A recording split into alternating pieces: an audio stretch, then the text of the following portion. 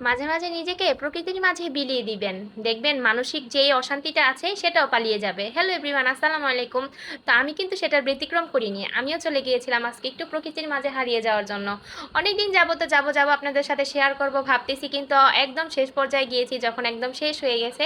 হ্যাঁ, যেটা দেখলেন কাশবাগান, কাশবাগানে গিয়েছিলাম কিন্তু একদম শেষ সময়ে। তো সকাল থেকে ভিডিওটা শুরু করলাম। সকালে আজকে রান্না করেছিলাম বোয়া ভাত, মানে আমাদের বিক্রমপুরের ঐতিহ্যবাহী খাবার, যেটা আমাদের প্রতিদিন সকালে নাস্তায় না হলেই না, বা সপ্তাহে 2 থেকে 3 বার এটা করতেই হবে। তো আমি আজকে রান্না করেছিলাম বোয়া ভাত, তার সাথে ছিল 2-3 পদের ভর্তা। ভর্তার রেসিপি আর আপনাদের সাথে শেয়ার করব না। ইনফ্যাক্ট আজকে কোনো রান্নাবান্নার রেসিপি আপনাদের সাথে শেয়ার করব না, শুধু একটু ঘোরাঘুরির রেসিপি শেয়ার করব। মানে কাজের ফাঁকে রান্নাবান্না শেষে বিকেলে আমি কি সময়টা কাটাই সেটাই আপনাদের সাথে শেয়ার করব। তো বোয়া রান্না তো অলমোস্ট প্রায় শেষ। এখানে চিলি ফ্লেক্স দিয়ে একটু কাঁচামরিচ উপর দিয়ে দিয়ে সাথে সব কিছু আমি একদম মেখে নিলাম। তারপর এখানে আমি আজকে শুটকি ভর্তার সাথে পটল দিয়েছিলাম 2টা, কারণ শুটকি তো অল্প পরিমাণ, পটল না দিলে তো আর ভর্তাটা বাড়ে না, সেই জন্য। আর কাঁচামরিচ দিয়ে ভর্তাটা করার কারণে কিন্তু একদম গ্রিনিশ কালার হয়েছিল আলহামদুলিল্লাহ। তারপর বাচ্চাকে নিয়ে মাদ্রাসায় যাওয়ার সময় প্রতিদিনকার চিত্রই এটা আমাকে প্রতিদিন দেখতে হয়। এই তো খালের উপর দিয়ে বড় বড় ট্রলার যাচ্ছে, তারপরে এই তো আমাদের গুদারা পার হয়ে এখন ওই পারে যেতে হবে, তারপর হচ্ছে আমার বাচ্চার মাদ্রাসা। তো বাচ্চার মাদ্রাসা থেকে এসে এটা হচ্ছে বিকালবেলায়, বিকালবেলায় কাজকর্ম শেষ করে একটু বের হয়েছিলাম একটু ঘোরার জন্য।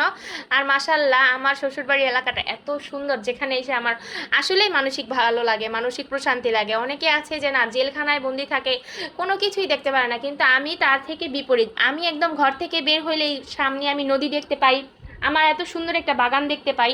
আর এই তো দেখেন খালের বা নদী যেটাই বলে, আমরা তো খাল বলে থাকি, কিন্তু ভিডিওতে আমি আপনাদের সুবাদে বলি যে নদী। নদীর এই পারে এত সুন্দর এত কাশবাগান ছিল, আর চারো সাইডে শুধু একদম সবজি বাগান আর সবজি বাগান ছিল, দেখেই মনটা ভরে যাচ্ছে। নদীর ওই পারে ছোট ছোট ঘর দেখা যাচ্ছে। তারপর এখান দিয়ে বড় বড় ট্রলার যাচ্ছে, বালুর ট্রলার, তারপর হচ্ছে বিভিন্ন মাল জাতীয় যত ট্রলার আছে সেগুলা এই দিক দিয়ে যায়, মানে ঢাকা যেতে এই দিক দিয়ে হচ্ছে শর্টকাট রাস্তা থাকে সেইগুলা। তো নদীর পাড়টা আপনাদের সাথে একটু ভিডিও করলাম, এত অপরূপ সৌন্দর্য ছিল। আর আজকের ওয়েদারটা অনেক সুন্দর ছিল মাসাল্লাহ। বিকেলের ওয়েদারটা কে কে দেখেছেন কমেন্ট বক্সে জানাবেন। আজকের ওয়েদারটা মাসাল্লাহ খুবই সুন্দর ছিল। তারপর চলে গিয়েছিলাম কাশবাগানে। তো কাশবাগানের অবস্থা খুবই খারাপ ছিল, এতদিন তো যাওয়া যাওয়া করে যাওয়া হয় নাই, যাই যাই করে। তারপরে তো শেষ পর্যায়ে গিয়ে দেখলাম যে অবস্থা খুবই খারাপ, তারপর যা ছিল দেখতে ভালোই লাগতেছিল।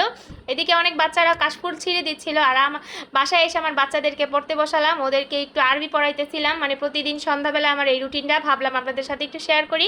মাগরিব নামাজের পরে আমার বাচ্চাদেরকে আমি একটু আরবি পড়াই, তারপর হচ্ছে ওদের হোমওয়ার্ক কমপ্লিট করাই, মানে মাদ্রাসার পড়া যেগুলো থাকে সেগুলাই কমপ্লিট করাই। তো সবাই আমার বাচ্চাদেরকে দেখে মাশাল্লাহ বলবেন এবং ওদের জন্য দোয়া করবেন। আর আমার আজকে সারাদিনের ভিডিওটা আপনাদের কেমন লাগলো সেটাও কিন্তু কমেন্ট বক্সে জানাবেন। আর আপনারা কোন টাইপের ভিডিও দেখতে চান প্রতিদিন, আমি তো আর রেগুলার একদিনের এক টাইপের ভিডিও দেই না, চেষ্টা করতেছি বিভিন্ন ধরনের ভিডিও আপনাদের সাথে শেয়ার করার। তো সবাই ভালো থাকবেন, আল্লাহ হাফেজ।